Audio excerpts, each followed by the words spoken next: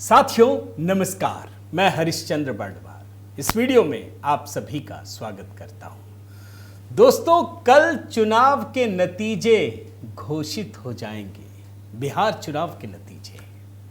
और बिहार का मतलब इस देश की हर राजनीतिक पार्टी समझती है, आंदोलन की भूमि है। दोस्तों, ये हर कोई जानता है कि जब इस देश में इमरजेंसी थोपी गई थी तो उसके खिलाफ जो आंदोलन खड़ा हुआ था वो बिहार की राजनीति से, बिहार की भूमि से खड़ा हुआ था। और इसीलिए दोस्तों, बिहार पर हर किसी की नजर है।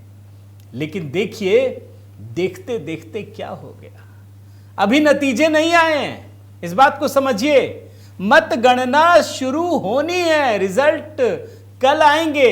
और उससे पहले ही राहुल गांधी और सोनिया गांधी को बहुत बड़ा झटका लगा है।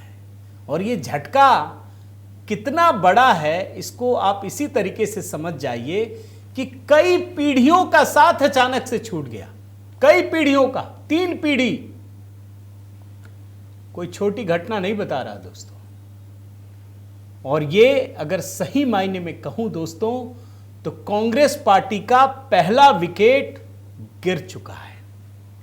नैरेटिव की लड़ाई तो आप कितना भी कर लीजिए, आप बहुत तेज हैं। और ये जो कांग्रेस का इकोसिस्टम है, वो तो वास्तव में दोस्तों, अगर मुझसे आप पूछेंगे तो मैं कह दूंगा, झूठ नहीं बोलूंगा। ये जो इधर का इकोसिस्टम है ना, उससे बड़ा तेज है, तीखा है। वो कौन से सवाल उठा लेगा। अभी चुनाव आयोग ने कुछ कहा था ना, याद है ना, अभी लगभग मुझे लगता है 6-7 महीने की पुरानी बात है, कि हमें ही नहीं पता कि कांग्रेस कौन सा इल्जाम लगा देगी।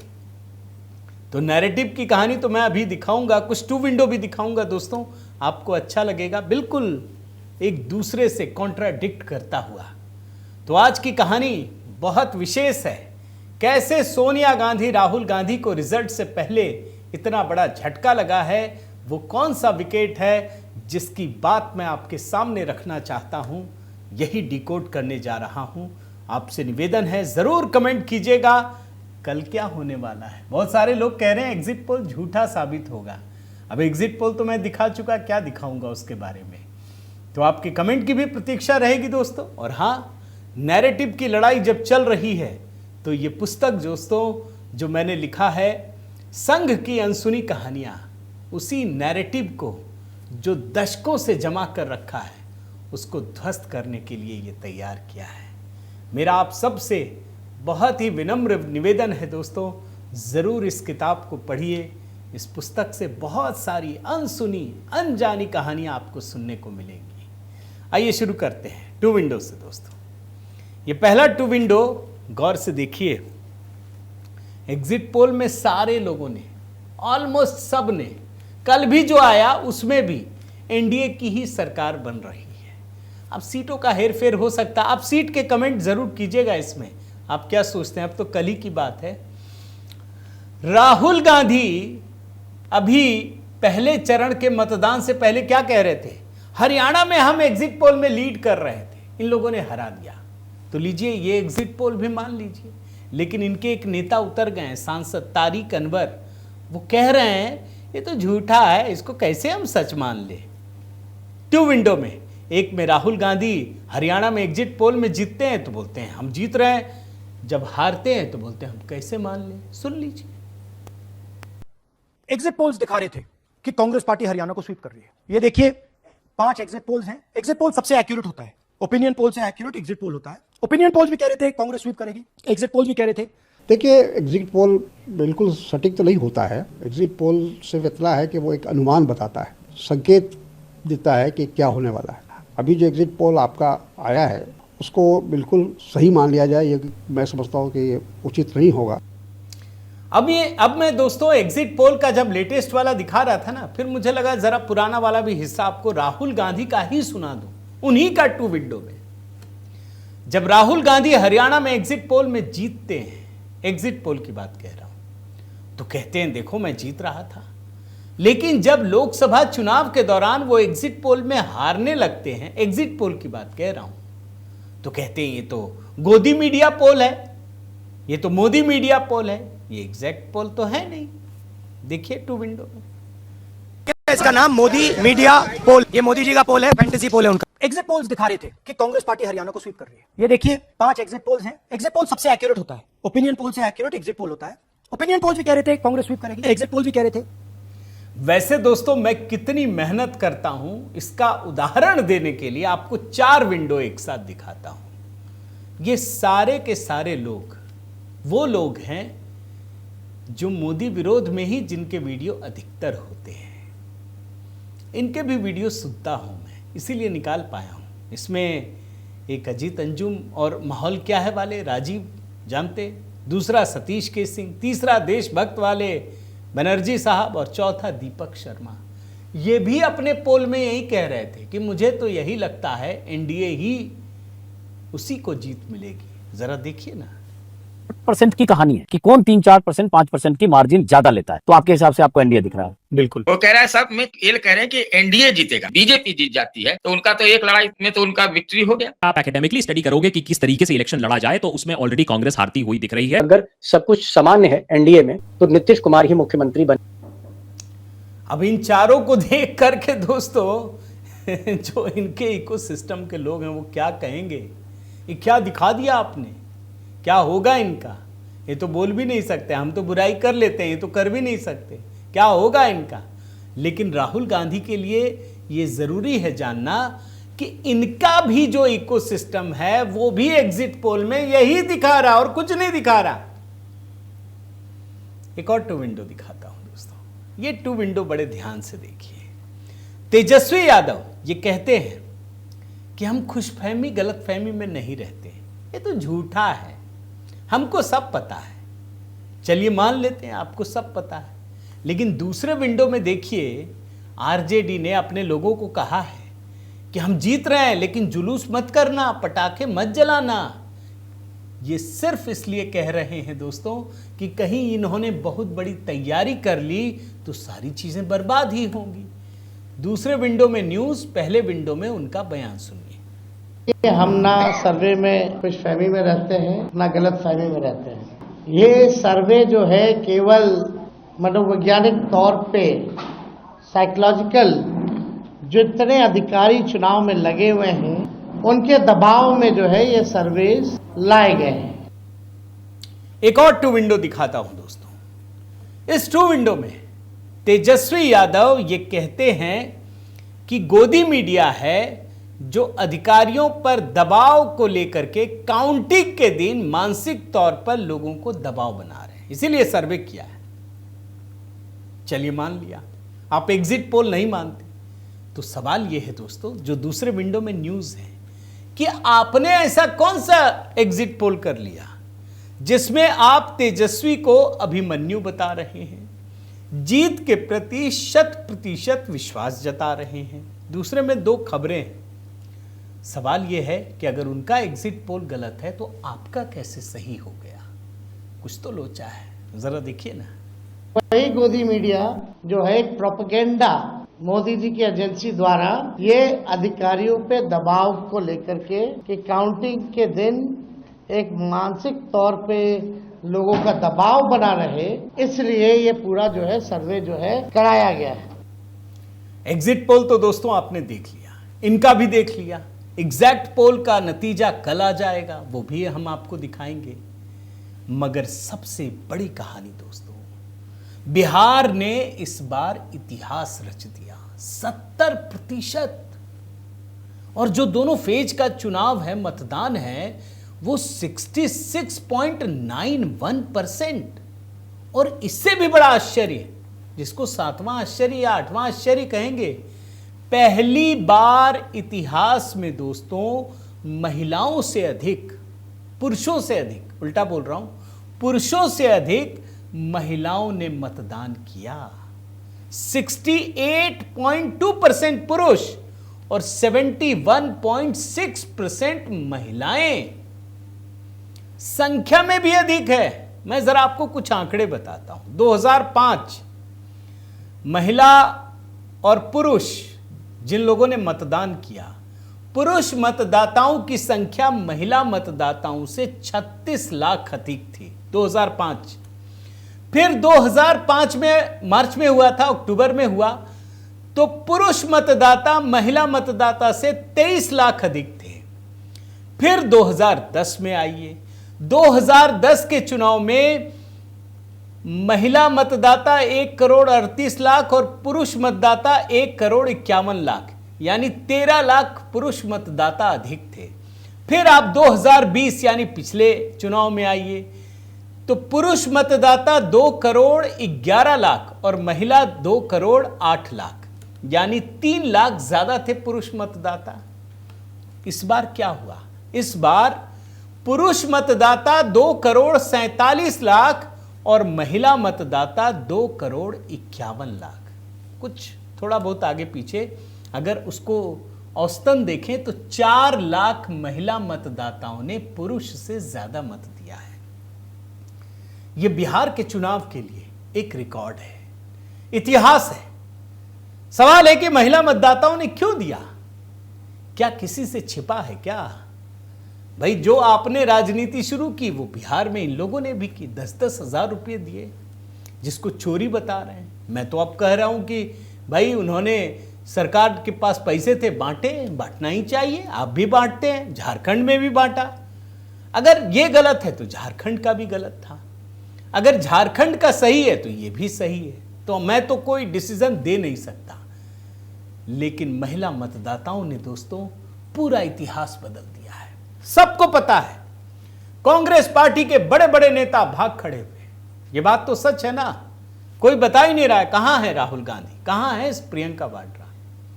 भाई, प्रधानमंत्री मोदी तो रोज देख रहे हैं। आप चाहे आलोचना कीजिए, भूटान गए, यहां गए, अस्पताल गए, क्यों गए आप कहिए, लेकिन दिख तो रहे, रोज दिख रहे। कल रात को भी सीसीएस की बैठक थी, ये भी दिखा। अब यहीं से कहानी शुरू होती है दोस्तों, और कांग्रेस पार्टी का पहला विकेट गिर गया है। नतीजों के आने से पहले शकील अहमद ने इस्तीफा दे दिया। 88 साल पुराना नाता पार्टी के साथ तोड़ दिया है। उन्होंने निजी कारणों का हवाला दिया है। क्या कहा कि मैं टिकट बंटवारे से दुखी था, अब कांग्रेस में वरिष्ठ नेताओं का सम्मान नहीं बचा। ये जो शकील अहमद हैं, जरा इनका इतिहास बताता हूं दोस्तों, चिट्ठी भी देख लीजिए। ये कहते हैं त्याग पत्र में, अपना गिनाते हैं ये, यहां भी आपको परिवारवाद दिखेगा। ये लिखते हैं कि इनके दादा अहमद गफूर 1937 में, आजादी से भी पहले, कांग्रेस पार्टी के विधायक चुने गए थे। इसके बाद इनके पिता शकूर अहमद 1952 से 1977 के बीच 5 बार कांग्रेस के टिकट पर विधायक चुने गए, कई बड़े पदों में रहे। ये शकील अहमद, ये भी दोस्तों खुद 1985 के बाद से 5 बार कांग्रेस के टिकट पर विधायक और सांसद चुने गए, यानी 5 बार ये और 5 बार इनके पिताजी, 10 बार इनके दादाजी भी, यानी पूरा कार्यकाल ही मना लीजिए कि ये सांसद विधायक ही रहे पूरा परिवार। उसके बाद अगर कोई नेता शकील अहमद जैसा कांग्रेस पार्टी से इस्तीफा देता है तो कल्पना कीजिए क्या लिखा है।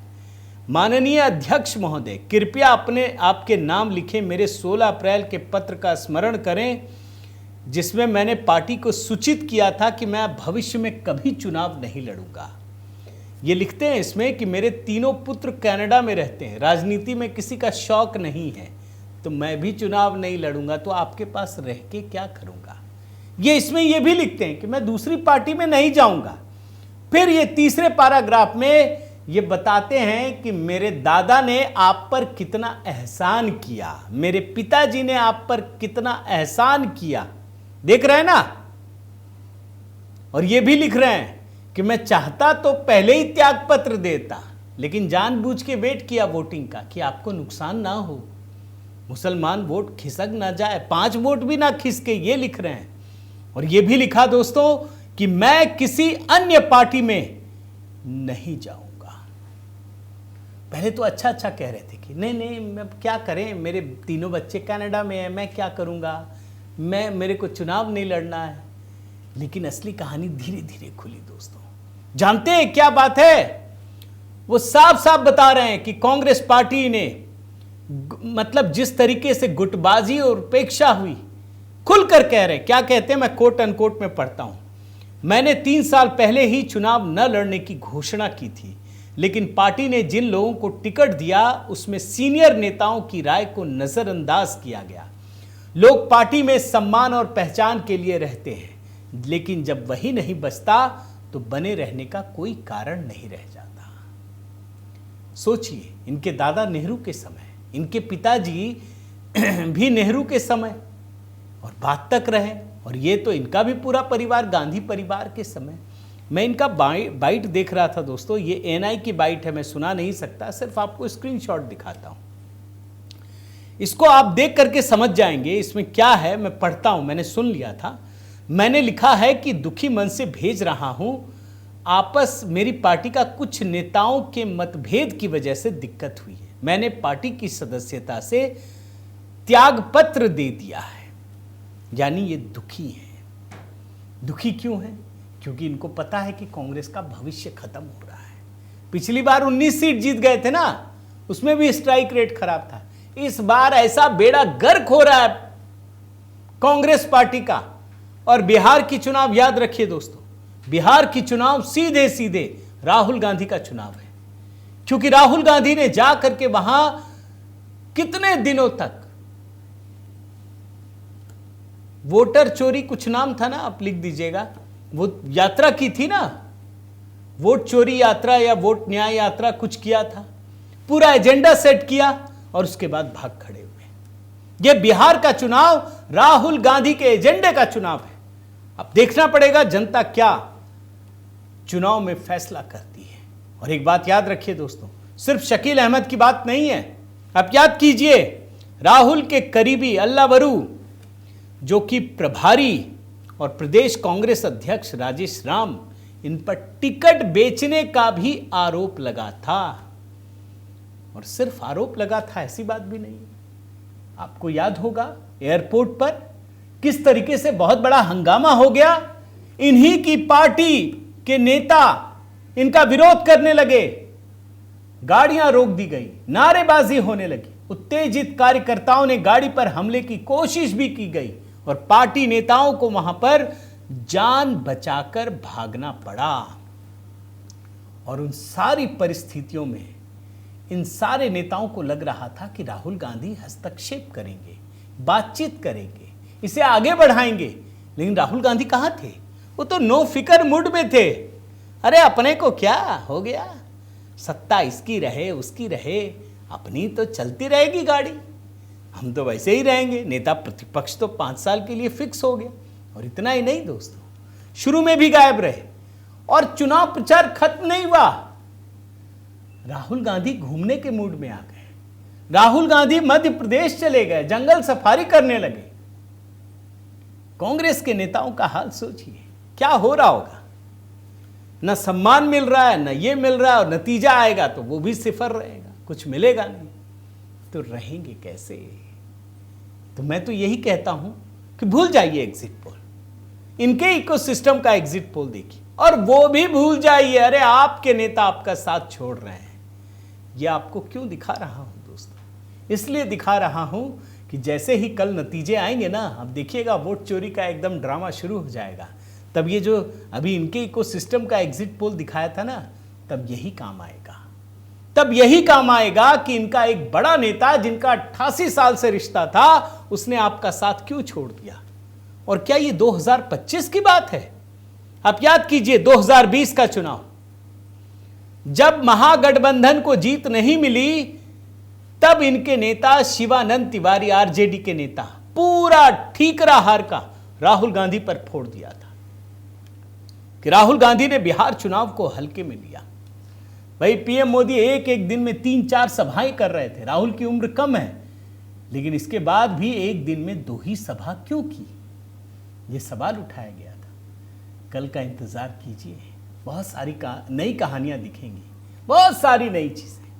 और मैं तो कहता हूं दोस्तों, देखिए हार जीत अलग चीज है। मान लीजिए एनडीए हार जाए, मान लीजिए, तो क्या एनडीए, भारतीय जनता पार्टी, क्या चुनाव आयोग पर सवाल खड़े करेंगे ये नेता? बताइए, ईमानदारी से बताइए। अगर करेंगे तो मैं उनके भी विरोध में हूं।